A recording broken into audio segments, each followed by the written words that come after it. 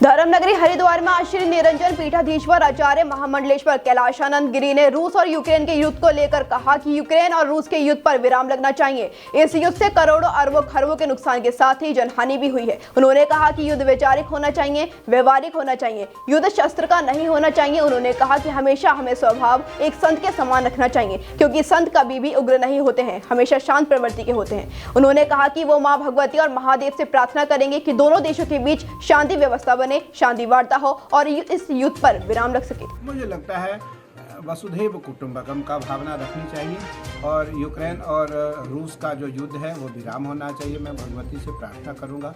मैं आज भगवती के पूजन में जब मैं बैठूंगा तो मैं भगवती से प्रार्थना करूंगा, माँ यूक्रेन और रूस का जो युद्ध है उसे विराम दो और वहाँ शांति प्रदान करो। आज करोड़ों लाखों लोगों का नुकसान हुआ है वहाँ, आज खरबों की संपदाओं का नुकसान हुआ है वहाँ, वैभव समाप्त हो गए। यूक्रेन जैसे एक छोटा राज्य आज कहीं न कहीं बहुत हताहत हो गया है। तो इसलिए मेरा भगवती से आग्रह है कि यूक्रेन और रूस का युद्ध विराम हो और युद्ध नहीं होना चाहिए। युद्ध वैचारिक होना चाहिए, युद्ध व्यवहारिक होना चाहिए, युद्ध शाब्दिक होना चाहिए, ना कि युद्ध शास्त्रीय होना चाहिए, ना कि युद्ध शस्त्र से होना चाहिए। युद्ध कभी शस्त्र से न हो। जिस प्रकार साधु संतों का स्वभाव है कि संत हृदय नवनीत समाना, कहा कभी न पर कहीं न जाना, निज परिताप द्रवई न बनीता, पर दुख द्रवई सुसंत